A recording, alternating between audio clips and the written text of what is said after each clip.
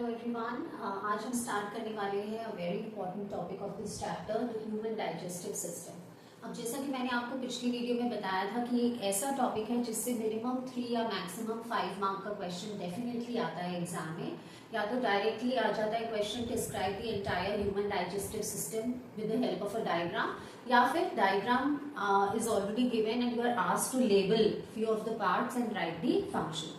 या कभी कभी एंजाइम्स पे भी क्वेश्चन आ जाता है, बट ऐसा क्वेश्चन पेपर जिसमें इस टॉपिक से रिलेटेड कोई क्वेश्चन ना हो is not possible at all. So आइए समझते हैं टॉपिक को बहुत अच्छे से। Now in the previous video I told you that we humans we follow holozoic mode of nutrition, और holozoic mode of nutrition 5 step process है। The first step starting from ingestion, फिर आता है डाइजेशन, ये हम बात कर चुके हैं प्रीवियस वीडियो, तो मैं इसकी डिटेल्स अभी नहीं बताऊंगी। Followed by absorption, assimilation and egestion. So ये सारे स्टेप्स फॉलो होने वाले हैं in the human digestive system. ठीक है, अब ये जो ह्यूमन बीइंग्स का जो पूरा डाइजेस्टिव सिस्टम है, इस पूरी ट्यूब और इस पूरे कैनाल को कहा जाता है एलिमेंट्री कैनाल। ठीक है, सो एक वेरी लॉन्ग ट्यूब है ये जिसे कहा जाता है एलिमेंट्री कैनाल, जिसमें सारे के सारे digestive organs and associated glands आते हैं। तो स्टार्ट करते हैं the first step, that is ingestion से। इंजेशन हमें पता है क्या होता है, टेकिंग इन ऑफ फूड। अब फूड हम कैसे लेते हैं inside our body? Through our mouth obviously, right? The food is taken inside through our mouth. अब माउथ में ऐसी क्या चीजें होती है? Let's study that. Now mouth has two things mainly beta. One is the teeth, okay, and the other is the saliva. Okay, so एक एक करके बात करते हैं। सबसे पहले teeth. Okay. Now inside our mouth, what is the role of the teeth? The teeth helps to break down the food. Break down what? Bigger particles of food into smaller particles. So यही क्या था process? ये किस चीज की definition है? आप सोचिए जरा। Break down of bigger particles of food into smaller particles. ये कौन सा स्टेप है? ये कौन से प्रोसेस की डेफिनेशन है? Yes, this is nothing but digestion. इसका मतलब ये है कि माउथ में इंजेक्शन तो हो ही रहा है, that means we are taking food inside our mouth, that is injection. But साथ ही साथ जो सेकेंड स्टेप है वो भी स्टार्ट हो जाता है। So digestion of food, yes, it starts in the mouth itself. कैसे? बिकॉज हमारे माउथ में क्या है? टीथ है, which helps to break those bigger particles of food into smaller. और ये क्या प्रोसेस है? This is the process of digestion. So एक बहुत इंपॉर्टेंट क्वेश्चन बनता है एमसीक्यू पर्सपेक्टिव से, that digestion starts from which organ of our body? Okay, it starts right from the mouth. ठीक है, टीथ के बारे में अगर और डिटेल में बात करें, now the teeth in our mouth, they are of 4 kinds. Okay, incisors, canines, premolars and molars। अब ये बहुत इंटरेस्टिंग टॉपिक है। These are the 4 kinds of teeth। ये आप प्राइमरी क्लासेस में भी पढ़ते आए हैं इनसाइड आवर माउथ। कितने होते हैं हमारी बॉडी में, हमारे माउथ में टीथ कितने होते हैं बेटा? So we have already have been studying. So they are how many number? They are 32 in number. Okay, permanent teeth, जब हम छोटे होते हैं as a child, we have how many teeth in our mouth? 20, which are called as the milk teeth. And as we grow, these milk teeth break, and finally the permanent teeth that we have in our mouth, they are how many number? 32। ये 32 count कैसे आया? एक dental formula है, वो मैं भी आपको बताऊंगी। पहले functions of these 4 kinds of teeth पढ़ लेंगे। इंसाइजर्स, इंसाइजर्स कौन से टीथ होते हैं बेटा? ये जो फ्रंट हमारे 4 अपर जॉ और 4 लोअर जॉ के टीथ होते हैं, which are used to bite. Okay, जब आप एक एप्पल खाते हैं या एक बिस्किट पे बाइट लेते हैं, तो these front teeth are the most used. Okay, so they are basically used for biting the food. Okay, फिर उसके बाद है केनाइन्स। केनाइन्स होते हैं जो फर्स्ट 4, जो मैंने फ्रंट 4 इंसाइजेस बताए, उनके साइड में 1 ऑन ईच साइड। ओके, जो पॉइंटेड होते हैं थोड़े से, and specially they are pointed and more prominent in case of carnivorous animals, जैसे टाइगर्स हो गए या डॉग्स हो गए। आपने देखा होगा कि उनके जो पॉइंटेड टीथ होते हैं to tear the flesh, to tear into the food. Okay, so what is the role of canines? To tear into the food. Alright, then comes the premolars and the molars. The premolars and the molars are your these back teeth. जब आप खाना खाते हैं उसके बाद when you do that chewing process and grinding of the food, okay, आपने bite किया food and then your back, these back teeth which are called as the premolars and the molars, they help to together chew and grind the food. Okay, so these are the functions of the 4 kinds of teeth in your mouth. अब एक बेटा एक बहुत interesting formula है जिससे हम निकालते हैं कि हाउ मेनी टीथ, ये जो 32 नंबर आया ये कैसे आया। एक बहुत अच्छा सा इंटरेस्टिंग सा फॉर्मूला है। इसे कहा जाता है 2 1 2 3 बाय 2 1 2 3। ये है dental formula of human beings, dental formula. अब ये 2 1 2 3 बाय 2 1 2 3 को आप ध्यान से समझिए। ये जो ऊपर का न्यूमरेटर है that corresponds to your upper jaw, ठीक है, upper jaw, and this denominator corresponds to your lower jaw. Okay, so ये 2 1 2 3 जो कि अपर जॉ है, ये कुछ नहीं है बेटा, ये जो नंबर्स आप देख रहे हो they are just the 4 kinds of teeth. This 2 is your incisors, this 1 is your canines, the next 2 is your premolars and the next 3 is your molars। ठीक है, similarly in the lower jaw ये वाला जो 2 number है ये है incisors. ये कैसे आया मैं आपको बताती हूँ। This is the canine, these are the premolars and these are the molars. ठीक है, अब ये जो 2 1 2 3 अपर जॉ की बात कर रही हूँ, ये one side of the upper jaw है। ठीक है, तो अगर अब मैं इसको टोटल करती हूँ तो how much it comes out to be, let's see. So अगर इसको हम टोटल करते हैं बेटा तो ये देखिए 2 incisors, ओके, अपर जॉ, राइट। तो मैं यहाँ पर उसका नंबर लिख लेती हूँ। सो 2 incisors on the left side plus 2 incisors on the right side which makes up how much, 4। ठीक है, incisors। फिर आ जाते हैं कैनाइन्स। कैनाइन्स के लिए मैंने क्या लिखा है, 1 on left side of the upper jaw and 1 on the right side of the upper jaw, that becomes 2। फिर आ जाता है another 2, that is my premolar, 2 on the left side and 2 on the right side of the upper jaw। the upper jaw की बात हो रही है। So 2 plus 2 comes out to be 4 and the next 3 that you see over here is the molars। So 3 on the left side, 3 on the right side which is equal to 6। अब अगर हम इसे total करेंगे तो 4 plus 2 6 plus 4 10 plus 6 कितना हो गया, 16। So 16 teeth were in the upper jaw।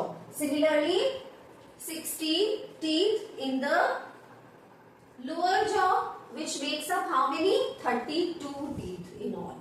ठीक है, सो ये डेंटल फॉर्मूला है कैसे हमारा ये 2 1 2 3 नंबर आया, that corresponds to the incisors, canines, premolars and molars. ठीक है, और ये सारी टीथ जो मिलके क्या करते हैं, they help in the breakdown of food, bigger particles of food into smaller, that means they help in the digestion of food। ठीक है, सो ये तो थी टीथ की बात। अब मैंने यहाँ पर एक और चीज लिखी है, that mouth also consist of saliva. So let us talk about the role of the saliva. Now saliva is what? Saliva is basically the watery secretion which is present in the mouth। जब आप कुछ खाना खाते हैं और you have a thought of a very tasty food, you know that watery secretion that comes in your mouth is nothing but the saliva। Okay, now this saliva what it does is it mixes with the food। जब ये saliva food के साथ mix हो जाता है तो वो it makes the food a kind of a semi solid food. जब आपने फूड एक सॉलिड फॉर्म में खाया और सलाइवा से मिक्स हुआ, so it becomes a kind of a semi solid structure and it is easier to digest and break it down। Okay, now saliva में एक बहुत इंपॉर्टेंट, अब आप ध्यान से सुना, एक एंजाइम होता है बेटा जिसको कहा जाता है salivary amylase। The name of that enzyme which is present in the saliva is salivary amylase। अब आप सोचोगे कि what is an enzyme? Enzyme क्या होते हैं बेटा, ये क्वेश्चन भी आ जाता है एग्जाम में। Enzymes are nothing but they are the chemicals, okay, which help to speed up the process or speed up the reaction। Suppose एक कोई रिएक्शन है उसको होने में supposedly 2 hours लगेंगे, लेकिन अगर उसमें हम एंजाइम को ऐड कर दे तो वो रिएक्शन क्या हो जाएगा, स्पीड अप हो जाएगा, फास्टेंड हो जाएगा, और मे बी जो पहले 2 आवर्स लग रहे थे, now the reaction will take may be 30 minutes और so. Okay, so enzymes are what, they are the chemicals which help to speed up a reaction. A reaction लिख दीजिए या फिर कोई एक प्रोसेस, केमिकल रिएक्शन या फिर एक केमिकल प्रोसेस. ठीक है, सो ये एंजाइम जो सलाइवा में होता है, which is what, which is a watery secretion in our mouth. That enzyme's name is salivary amylase. अब ये जो salivary amylase है, जब ये फूड के साथ मिक्स हो जाता है, then what happens? It converts the food into, food क्या है? Basically carbohydrates. It converts it into sugar. Okay, so आप कह सकते हो जो carbohydrates है फूड का, it acts on the food's carbohydrate and converts it into sugar. Reason क्या है, क्यों जरूरी है कार्बोहाइड्रेट को शुगर में कन्वर्ट करना, और आगे भी हम during the whole process of digestive system देखेंगे कि कोई एंजाइम रिलीज होता है और वो इस कंपोनेंट या इस न्यूट्रिएंट ऑफ फूड को एक सिंपलर फॉर्म में कन्वर्ट कर देता है. बट व्हाई, जरूरत क्या है, what is the need? Actually जितने भी हमारे फूड के न्यूट्रिएंट्स हैं, क्या क्या न्यूट्रिएंट्स होते हैं बेटा फूड में? फूड में हमें मिलता है कार्बोहाइड्रेट्स, ठीक है, फूड में होता है फैट्स, देन फूड में क्या होता है, प्रोटीन्स और विटामिन्स और मिनरल्स. ये सारे न्यूट्रिएंट्स हैं जो हम खाना खाते हैं उससे हमें मिलते हैं. अब ये जो सारे न्यूट्रिएंट्स हैं, मेनली कार्बोहाइड्रेट्स, फैट्स और प्रोटीन्स, ये बहुत ही कॉम्प्लेक्स फॉर्म में होते हैं. It is very difficult by our body to absorb these nutrients. Absorption का क्या मतलब था, extract the nutrients out of food. ठीक है, तो ये जो न्यूट्रिएंट्स है वो बहुत ही कॉम्प्लेक्स फॉर्म में होते हैं, तो जरूरी है कि इनको पहले सिंपलर फॉर्म में कन्वर्ट किया जाए ताकि हमारी बॉडी इसे इजिली एब्सॉर्ब कर ले. So that is why carbohydrates का जो सिंपलर फॉर्म है, carbohydrates is difficult to absorb by our body, so that is why it has to be first of all converted into a simpler form which is sugar. Sugar can be easily absorbed by our body. और ये जो conversion है into simpler form हमेशा किसकी help से होता है, with the help of an enzyme. So इस पूरे टॉपिक में आप जब भी पढ़ोगे that carbohydrates is converted into sugar, किसकी मदद से होगा हमेशा, it will be happening with the help of a enzyme. आगे मैं आपको फैट्स और प्रोटीन्स की भी सिंपलर फॉर्म्स बताऊंगी. ठीक है, सो दैट इज द नीड. ये आपको बताएंगे कि सिंपली कार्बोहाइड्रेट्स हो जाता है शुगर में convert with the help of salivary amylase. But ऐसा क्यों जरूरी है, now you should know the reason. क्योंकि कार्बोहाइड्रेट्स का absorption by our body is very difficult, क्योंकि ये बहुत ही कॉम्प्लेक्स फॉर्म में प्रेजेंट है. ठीक है, इसलिए इसको सिंपलर फॉर्म में कन्वर्ट करना जरूरी है ताकि हमारी बॉडी इसको इजिली एब्जॉर्ब कर पाए. ठीक है, और ये सिंपल फॉर्म में कन्वर्ट करने का काम कौन करता है, chemicals which are called as the enzymes. ठीक है, सो क्या हुआ, carbohydrates were acted upon by salivary amylase and it got converted into sugar which can be easily absorbed by our body. ठीक है, ये salivary amylase कहाँ से आया, salivary amylase came from saliva, it's present in the saliva. अच्छा, अगर अब आप पूछो कि ये saliva कैसे secrete होता है हमारे माउथ में, बस there has to be some organ जो इसे secrete कर रहा हो, तो yes, saliva is secreted by a gland which is called as salivary gland. और हमारे माउथ में बेटा 3 पेयर्स ऑफ सलाइवरी ग्लैंड्स होते हैं. 3 पेयर्स जब मैं कह रही हूँ यानी कि 6. Okay, roof of the mouth, sideways and the floor of the mouth. ठीक है, तो ये सलाइवरी ग्लैंड्स जो है वो क्या सिक्रीट करते हैं, सलाइवा. और सलाइवा में क्या होता है, एक एंजाइम होता है सलाइवरी अमाइलेज जो एक्ट करता है किस पे, the carbohydrate part of the food पे, और उसको किस में कन्वर्ट कर देता है, शुगर. ठीक है, is that clear? Okay, mouth को मैं आपको बस यहाँ पर एक पॉइंट बता देती हूँ. कई बार आपको मिलेगा कि माउथ को जैसे क्वेश्चन आ जाता है, explain the process of digestion in the mouth. कई बार लिखा हुआ आएगा, एक टर्म यूज होगी बकल कैविटी. सो माउथ का alternate name is buccal cavity, cavity है, राइट? सो बकल कैविटी लिखा हो या माउथ लिखा हो is one and the same thing. आप टीथ के बारे में बताओगे, द 4 काइंड्स ऑफ टीथ, ठीक है, how it helps the food to break into smaller particles, and then you also will talk about saliva की बात करोगे इस टॉपिक में, ठीक है? तो ये हो गया हमारा first step ingestion and start of the second step digestion. Digestion अभी खत्म नहीं हुआ है, ठीक है, अभी तो स्टार्ट हुआ है। अच्छा, अब एक बार हमने फूड खा लिया, खुद को रिलेट कीजिए, एंड टीथ ने उसको ब्रेक किया, सलाइवा ने उसको सेमी सॉलिड बना लिया। अब हम क्या करते हैं, फूड को हम क्या करते हैं, स्वॉलो, ठीक है? तो आइए उसकी बात करते हैं। ओके, तो एक बार जब फूड हमारा डाइजेस्ट हो गया इन द माउथ में, स्मॉलर पार्टिकल्स में ब्रेक हो गया, तब हम क्या करेंगे, उसे स्वॉलो करेंगे। तो साइड साइड पे हम एक डायग्राम भी बनाते रहते हैं। सो यहाँ पर जैसे कि this is our nose and ये हमारा माउथ है। सो फूड हमने खाया माउथ से, और फिर ये कहाँ पास होगा बेटा, एक ट्यूब है, यहाँ पर एक पाइप है जिसे कहा जाता है फूड पाइप, या फिर आप इसे कह सकते हो ईसोफेगस। ओम साइलेंट होता है, ईसोफेगस कहते हैं। चलिए अब इसकी बात करते हैं। सो फर्स्ट ऑर्गन जो हमारा था पहला, वो था अबाउट टॉकिंग अबाउट माउथ, और माउथ में हमने किन दो ऑर्गन्स की बात करी, we talked about teeth and we talked about saliva. तो यहाँ पर हम लिख लेंगे। सेकेंड अब जो हम बात कर रहे हैं, the second organ that is oesophagus, ठीक है? अब ईसोफेगस में क्या होता है, the food now it is in the semi solid form, और हम उसको स्वॉलो करेंगे, ठीक है? अब वो स्वॉलो कैसे होता है बेटा, ये ध्यान से समझो। सो जैसे कि सपोज ये फूड पाइप का ल्यूमेन है, ये पूरा पाइप है फूड पाइप, ठीक है? सो जब आप वो फूड को उसको स्वॉलो करते हो, जो कि अब एक सेमी सॉलिड फॉर्म में है, तो क्या होगा, सपोज फूड का जो चंक है एक, वो यहाँ पर आया, ठीक है? ये जो ईसोफेगस की पाइप है या फूड पाइप है, इसकी जो वॉल्स होती हैं वो क्वाइट फ्लेक्सिबल होती है।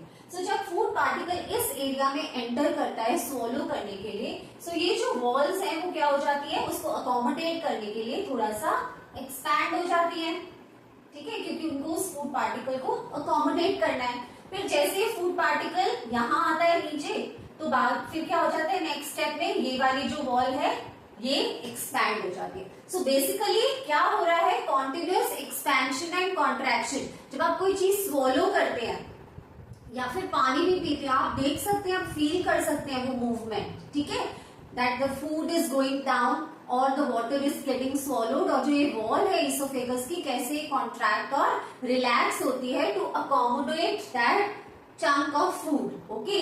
So ये जो regular contraction and relaxation है of the walls of the esophagus, इस type of movements को कहा जाता है peristalsis। So ये एक new term है आपके लिए which you have not studied in earlier classes, so kindly take note of this। What is peristalsis? Regular contraction and relaxation of what? Of the walls of esophagus, ठीक है? किस लिए? To swallow the food particle is known as what? Is known as peristalsis या peristaltic movements, ठीक है? So food आपने खाया through the mouth, teeth ने ब्रेक किया, सलाइवा ने मिक्स किया सलाइवरी अमाइलेज, जो सेमी सॉलिड फूड था अब वो स्वॉलो होगा किससे, ईसोफेगस या फूड पाइप में। वहां क्या होगा, regular contraction and relaxation of the walls of oesophagus. कैसी मूवमेंट्स है ये, इन मूवमेंट्स को कहा जाता है पेरिस्टाल्टिक मूवमेंट्स या फिर पेरिस्टाल्सिस, ठीक है? उसके बाद where will that food go, the food will go into the next organ, next part, which is your stomach. So let's talk about that. The third one is the stomach, ठीक है? So first, second, और अब हम बात कर रहे हैं stomach. अब स्टमक कैसा है, स्टमक एक बैग लाइक स्ट्रक्चर है, ठीक है? जैसे आपने बैग लाइक स्ट्रक्चर बनाया, इसको हम लेबल कर देते हैं स्टमक। तो एक बैग का क्या काम होता है, वैसे बैग का क्या काम होता है, बैग का काम होता है स्टोर करना, कुछ सामान रखना, ठीक है? सो टेम्परेरीली स्टमक क्या करता है, बेसिकली स्टोर करता है फूड को। साथ ही साथ स्टमक एक बहुत इंपॉर्टेंट रोल प्ले करता है. Stomach is releasing 3 main things. What are those 3 things? 1, 2 and 3. अभी ध्यान से समझोगे आप. What are the 3 things which are released by the stomach? Okay, stomach number 1 is releasing hydrochloric acid.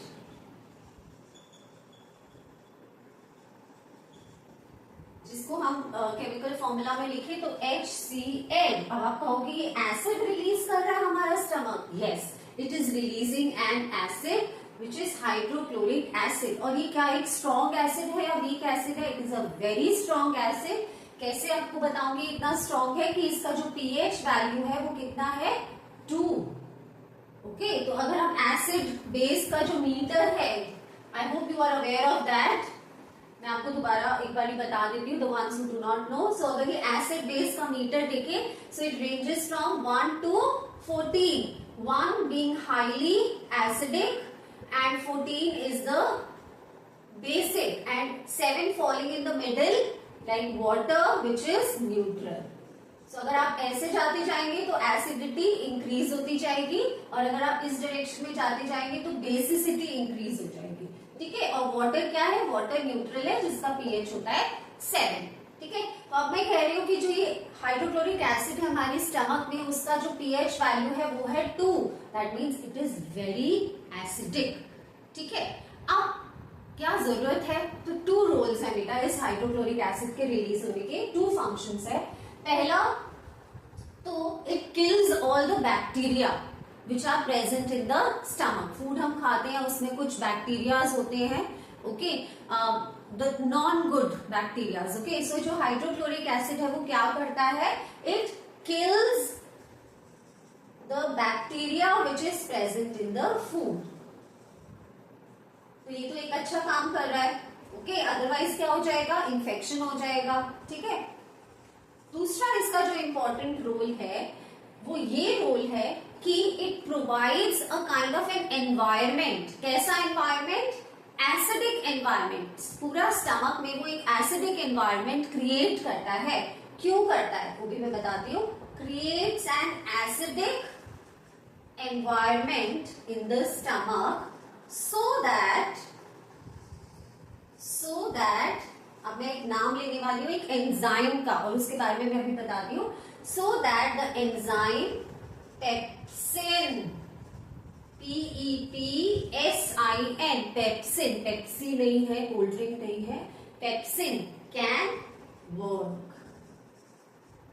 ठीक है, स्टमक एक एंजाइम रिलीज करती है जो मैं सेकंड पॉइंट में कवर करने वाली हूँ. पेप्सिन उस एंजाइम को वर्क करने के लिए उसे कैसा एनवायरनमेंट चाहिए? उसको बेसिक नहीं, न्यूट्रल नहीं, उसको एसिडिक एनवायरनमेंट चाहिए ताकि वो अपना काम कर सके.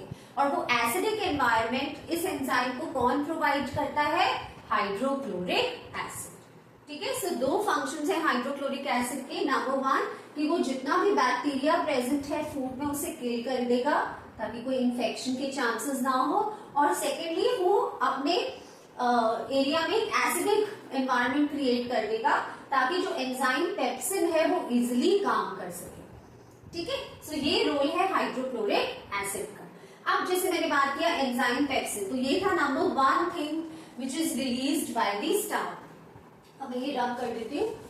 The second thing which is released by the stomach, the second component which is released by the stomach is the enzyme pepsin. आपको याद होगा माउथ में कौन सा एंजाइम रिलीज हुआ था? Salivary amylase. स्टमक में कौन सा एंजाइम रिलीज हो रहा है? पेप्सिन. किस पे एक्ट करेगा? कौन कौन से हमारे न्यूट्रिएंट्स हैं? याद कर लो एक बार फिर से. कार्बोहाइड्रेट्स हैं, फैट्स हैं, प्रोटीन्स हैं, मेन ये 3 है. मिनरल्स एंड विटामिन्स मैं आपको बताऊंगी बाद में. They are very easy to digest, उनको ब्रेक करने का जरूरत नहीं होता है. तो ये जो एंजाइम पेप्सिन है वो किस पे एक्ट करेगा? प्रोटीन. आप कैसे लर्न कर सकते हो? P for pepsin acts on P for protein. ठीक है, सो ये protein nutrient of the food पे एक्ट करेगा और एंजाइम का काम क्या है, इसको सिंपलर फॉर्म में कन्वर्ट करना। तो जो सिंपलर वर्जन है प्रोटीन का वो क्या है, अमीनो एसिड्स। क्यों, मैंने आपको बताया कि जो प्रोटीन न्यूट्रिएंट है वो बहुत ही एक कॉम्प्लेक्स फॉर्म ऑफ न्यूट्रिएंट है जो कि हमारी बॉडी इजीली फूड में से एक्सट्रैक्ट नहीं कर सकती है, एब्जॉर्ब नहीं कर सकती है, इसीलिए इसको सिंपलर फॉर्म में कन्वर्ट करना जरूरी है। इसका सिंपलर वर्जन या सिंपलर फॉर्म क्या है, amino acid. So who is going to convert it, it is going to be converted by the enzyme pepsin which is released by the stomach. ठीक है, सो ये 1 2 मैंने आपको बोला था 3 things are happening here. So the third thing which is released here in the stomach. अब आप सोचो, वापस मैं फर्स्ट पॉइंट पे आती हूँ कि इतना स्ट्रॉन्ग एसिड हमारी स्टमक रिलीज कर रही है, सो आपको ये नहीं लग रहा कि जो हमारी स्टमक की वॉल है या जो टिश्यूज हैं स्टमक के, इतना स्ट्रॉन्ग एसिड है तो वो टिश्यूज और जो वॉल है स्टमक की वो डैमेज हो जाएगी। अगर एसिड का एक ड्रॉप भी आपकी स्किन पे गिरता है तो the skin gets damage, clothes पे गिरता है तो it causes holes, okay, it causes serious damage. So ये स्टमक रिलीज कर रही है, so how come that the stomach is not getting affected? तो इसका रीजन है to protect the walls of the stomach from the damaging action of hydrochloric acid, the stomach also releases mucus. ठीक है, तो stomach हमारी mucus release करती है, वो क्या करता है, इट प्रोटेक्ट्स, एक कवरिंग फॉर्म कर लेता है on the walls of the stomach, ताकि जो हाइड्रोक्लोरिक एसिड है उसे डैमेज ना कर पाए। तो आप इसका फंक्शन क्या लिखोगे, to protect the walls of the stomach from the damaging action of hydrochloric acid। ठीक है, सो ये काम है म्यूकस का। ठीक है, तो ये पूरा है स्टमक के अंदर आएगा। अगर आता है क्वेश्चन एग्जाम में, explain the processes happening inside the stomach, तो आप लिखेंगे stomach releases hydrochloric acid which kills all the bacteria present in the food। B, it creates an acidic environment ताकि एंजाइम पेप्सिन वर्क कर सके। Second thing जो stomach release कर रही है वो है एंजाइम पेप्सिन, जो कि प्रोटीन से एक्ट करके उसके अमीनो एसिड्स में कन्वर्ट कर देगा ताकि इजिली एब्जॉर्ब हो पाए। तीसरी चीज है stomach is also releasing mucus. इसका काम है to protect the walls of the stomach, किससे, to protect it from the damaging action of hydrochloric acid. तो ये सब हो रहा है, इतना कुछ हो रहा है inside the bag like structure which is your stomach. अब मैं इस डायग्राम को आगे कंप्लीट करूं तो स्टमक के बाद जो नेक्स्ट ऑर्गन है दैट इज द इंटेस्टाइन। सबसे पहले it is the small intestine. Now the name is small intestine but it's a very very long coiled tube. Okay, it's a very long coiled tube. तो फिर इसे small intestine क्यों कहा जाता है, because it's lumen is narrow. ठीक है, ये बहुत ही लॉन्ग कॉइल्ड ट्यूब है बट इसका जो ल्यूमेन है, ठीक है, जो इसका ल्यूमेन है वो बहुत नैरो है, इसीलिए इसे स्मॉल इंटेस्टाइन कहा जाता है। ठीक है, अब स्मॉल इंटेस्टाइन के में दो चीजें हो रही हैं। First half of the small intestine, अगर मैं इतना ऐसे इसको डिवाइड कर दूं first half and second half में, तो जो first half of the small intestine में अभी कौन सा हमारा स्टेप चल रहा था, इंजेक्शन हो गया माउथ में, डाइजेशन। सो अभी डाइजेशन ही चल रहा है। So this that process of digestion will complete now here in the first half of the small intestine, और सेकेंड हाफ से शुरू हो जाएगा the next step that is absorption. ठीक है, कैसे होगा यहाँ पर डाइजेशन, तो small intestine releases a mixture of intestinal juices. ठीक है, एक मिक्सचर ऑफ बड़े सारे इंटेस्टाइनल जूसेस रिलीज करता है, जिसमें एंजाइम्स होते हैं अमाइलेज, जिसमें एंजाइम होता है पेप्सिन। ठीक है, वो क्या करता है, मिक्सचर है तो इट विल कन्वर्ट कार्बोहाइड्रेट, जैसे अमाइलेज है इसमें, ठीक है, इसको कन्वर्ट कर देगा शुगर में, फिर वो रिलीज करेगा पेप्सिन, वो क्या कन्वर्ट करेगा, प्रोटीन को कन्वर्ट कर देगा अमीनो एसिड्स में, ठीक है। सो ऐसे वो mixture of intestinal juices release करता है जिसमें डिफरेंट डिफरेंट एंजाइम्स होते हैं। तो ऑलरेडी वैसे तो कार्बोहाइड्रेट कन्वर्ट हो चुका है शुगर में माउथ में, और प्रोटीन ऑलरेडी कन्वर्ट हो चुका है अमीनो एसिड्स में स्टमक में, पर अभी भी अगर कुछ ऐसा अमाउंट ऑफ प्रोटीन बचा है जो अभी तक कन्वर्ट नहीं हुआ है, या कुछ ऐसा फॉर्म ऑफ कार्बोहाइड्रेट अभी भी बचा है जो पूरी तरीके से शुगर में कन्वर्ट नहीं हुआ है, तो वो जो रिमेनिंग कन्वर्जन है वो कहाँ होगा, first half of the small intestine में होकर डाइजेशन खत्म हो जाएगा, ठीक है। स्मॉल इंटेस्टाइन ना कि सिर्फ इस चीज के लिए इंपॉर्टेंट है कि ये खुद इंटेस्टाइनल जूसेस रिलीज करता है, but it is also important क्योंकि यहाँ पर 2 ग्लैंड्स अपने सिक्रीशंस को पोर करते हैं। मैं आपको बताती हूँ, यहाँ पर होता है एक ग्लैंड जो आपने पढ़ा होगा, the largest gland of our body, वो कौन सा ग्लैंड है, लिवर, ठीक है। और इस साइड पे होता है ऐसे लीफ लाइक स्ट्रक्चर, ऐसा सा होता है जिसे कहते हैं हम पैनक्रियाज। सो ये जो 2 ग्लैंड्स हैं वो भी अपने जो सिक्रीशंस हैं वो पोर करते हैं कहाँ, इन द स्मॉल इंटेस्टाइन। देखो बेटा, जब भी मैं वर्ड यूज करती हूँ ग्लैंड, ग्लैंड का मतलब ही यही होता है कि वो एक ऑर्गन है which is secreting something, which is meant to produce some secretions, ठीक है। सो यहाँ हम 2 ग्लैंड्स की बात कर रहे हैं, one is the liver and the other is the pancreas, 2 very important glands which have a very important role in the human digestion, okay। So liver, as you know, is the largest gland of our body. Liver क्या secrete करता है, it secretes bile juice, याद कर लोगे आप, इसका जो enzyme है उसका क्या नाम है, बाइल जूस। और ये कौन से न्यूट्रिएंट ऑफ द फूड पे एक्ट करेगा, जो अब बचा था last, that is your fats, ठीक है। So the bile juice will act on the fats component or nutrient of the food, and it will convert into a simpler form, that is fatty acids and glycerol.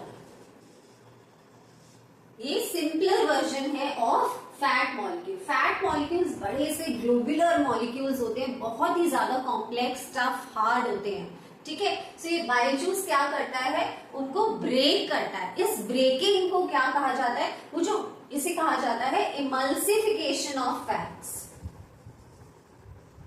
ये emulsification word मैं थोड़ा सा यहाँ पर आपको बताना चाहूंगी।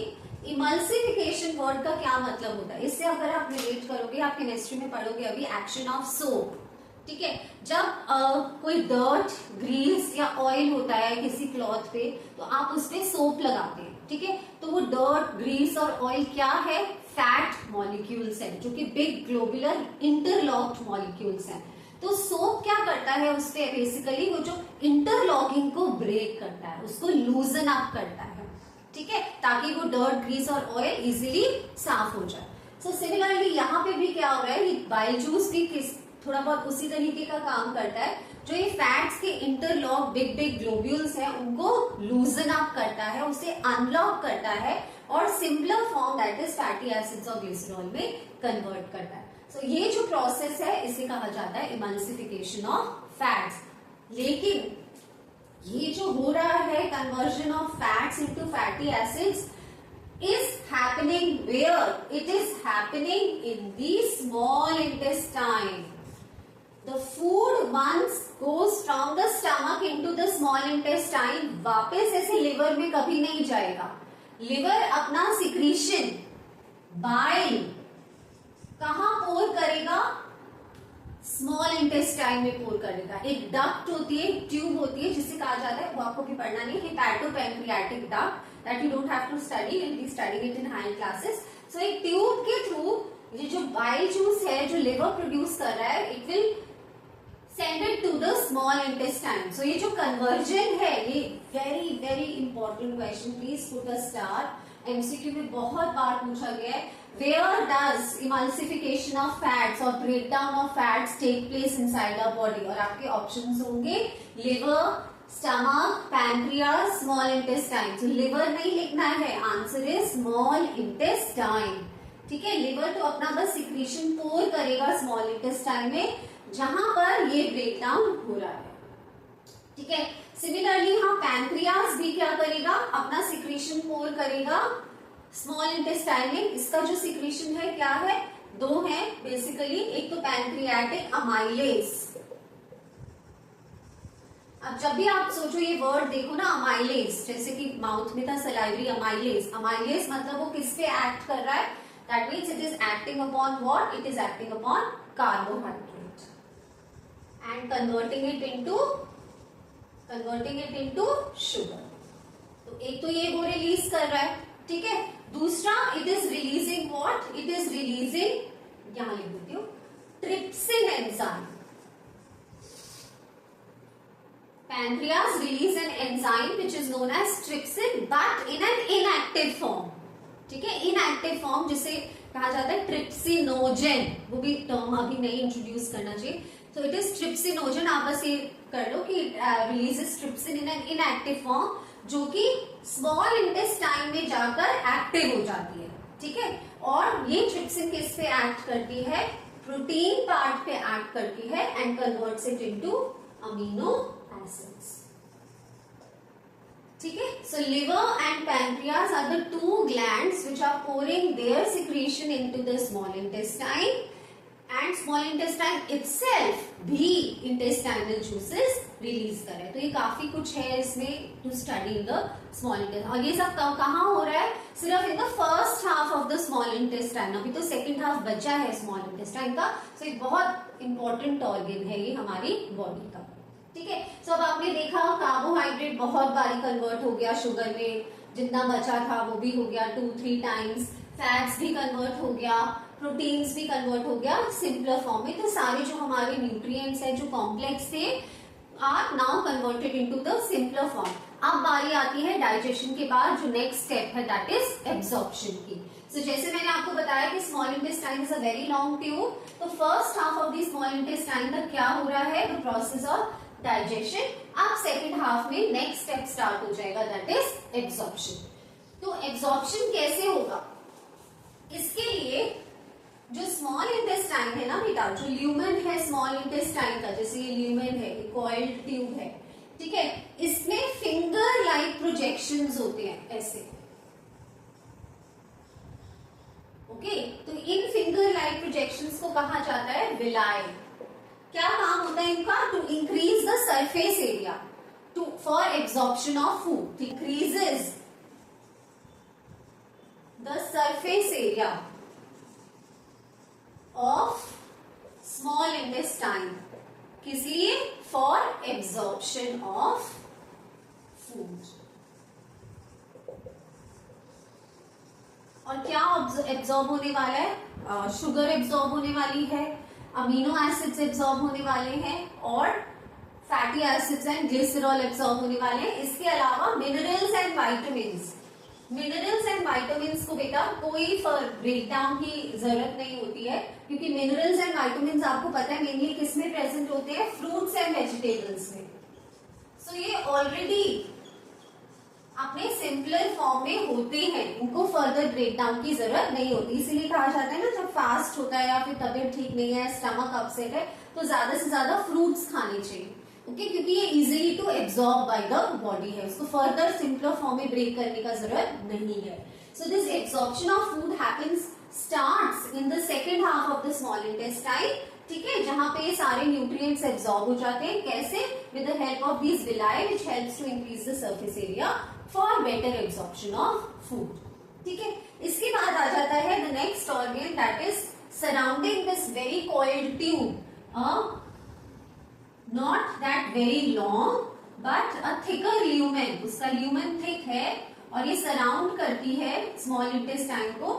इस ट्यूब को क्या कहते हैं हम, लार्ज इंटेस्टाइन। ठीक है, तो अब सारा एब्जॉर्प्शन तो हो गया, अभी लार्ज इंटेस्टाइन का क्या काम है। सो एक चीज अभी भी बची है, आपको याद होगा कि जो हम फूड खाते हैं उसमें एक बहुत इंपॉर्टेंट कंपोनेंट होता है, दैट इज वाटर, जिसे हम अभी भूल गए हैं। तो ये वाटर का एब्जॉर्प्शन होगा कहाँ? In the large intestine. So large intestine का सिर्फ मेनली एक ही रोल है, that is absorption of water. सारे जो न्यूट्रिएंट्स हैं वो स्मॉल इंटेस्टाइन में एब्जॉर्ब होंगे, लेकिन एब्जॉर्प्शन ऑफ वाटर कहाँ होगा? In the large intestine. ठीक है, सो आपको क्या लगता है, मैं आपसे क्वेश्चन पूछ रही हूँ, आप इसका आंसर कमेंट में लिखना जल्दी से, कि स्मॉल इंटेस्टाइन, हमें पता है कि एब्जॉर्प्शन होने के लिए उसका सरफेस एरिया ज्यादा होना जरूरी है ताकि इजीली एब्जॉर्प्शन हो पाए।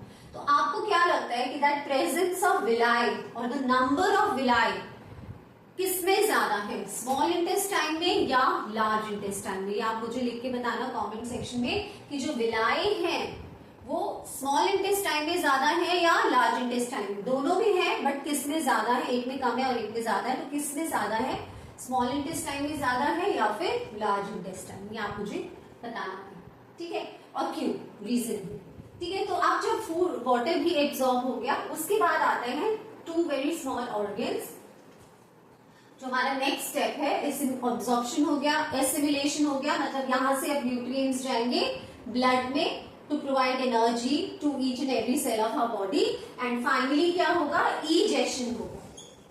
egestion क्या था? Removal of undigested. अभी भी जितना कर लिया, इतने सारा एंजाइम्स रिलीज हो गए, फूड ब्रेक हो गया, एब्जॉर्ब हो गया, एसिमिलेट हो गया, अभी भी सपोज कुछ फूड पार्टिकल्स हैं जो कि अभी तक बॉडी ने डाइजेस्ट नहीं किए हैं, तो that undigested food will be removed by the body through this process of egestion. It will be temporarily stored, यहाँ पर एक आप ऑर्गन बना दे सोलन सा, ये, ठीक है। It will be temporarily stored in rectum and then expelled out of the body through anus. तो ये दोनों ऑर्गन्स जो है रेक्टम और एनस के स्टेप में इन्वॉल्व है इजेशन में, that is removal of waste from the body, ठीक है।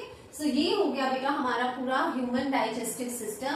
ध्यान से करेंगे आप, डायग्राम को अच्छे से, इसका लेबलिंग आप अच्छे से देखोगे, प्लस the whole process, ठीक है, स्पेशली दी एंजाइम्स पार्ट। कई बार सिर्फ टैबुलर फॉर्म में एंजाइम्स ही पूछा जाता है। डाइजेस्टिव सिस्टम कंप्लीट होने के बाद एक बहुत इंपॉर्टेंट क्वेश्चन जो मैं आपको बता रही थी कि एंजाइम्स पे आता है, तो अगर आप एक टेबल बना लेंगे बेटा of various enzymes which are secreted through various stages of the process of digestion, तो ये आपके लिए बहुत इजी हो जाएगा मेमोराइज करने के लिए। आप बनाएंगे टेबल, मैं आपको बता देती हूँ हेड्स क्या होंगे आपके टेबल की। लाइक आप लिखोगे ऑर्गन या फिर जो ग्लैंड है, ओके, कौन सा एंजाइम सिक्रीट कर रहा है वो, ठीक है, वो ऑर्गन या ग्लैंड कौन सा एंजाइम सिक्रीट कर रहा है, जो फूड कंपोनेंट है किस पे वो एक्ट कर रहा है, ठीक है, एंड उसको किस फॉर्म में कन्वर्ट कर रहा है, कन्वर्टेड टू। तो अगर आप ये टेबल बना लोगे बेटा, तो it will be very easy for you to memorise all the enzymes which are released through various stages. जैसे कि फॉर एग्जांपल फर्स्ट अगर मैं बात करूं, ऑर्गन हमारा था माउथ, कौन सा एंजाइम रिलीज होता है माउथ में? सलाइवरी अमाइलेज,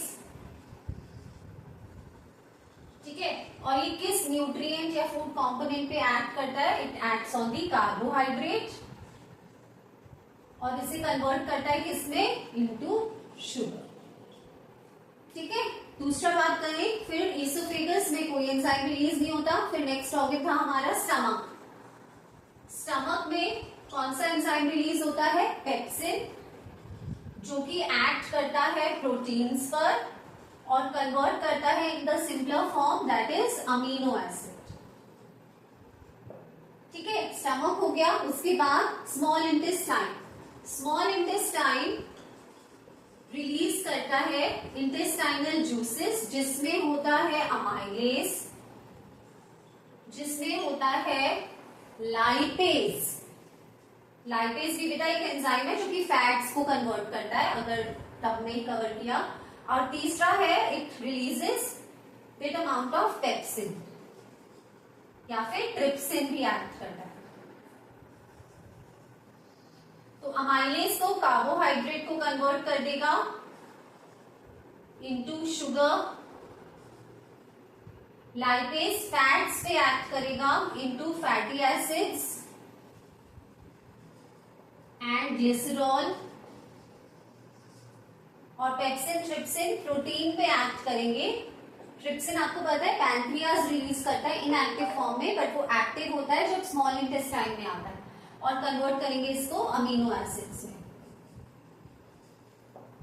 ठीक है, इसी तरीके से आगे लार्ज इंटेस्टाइन में और आगे के ऑर्गन्स में कोई ग्लैंड कोई एंजाइम रिलीज नहीं होता। लिवर और पैनक्रियाज है,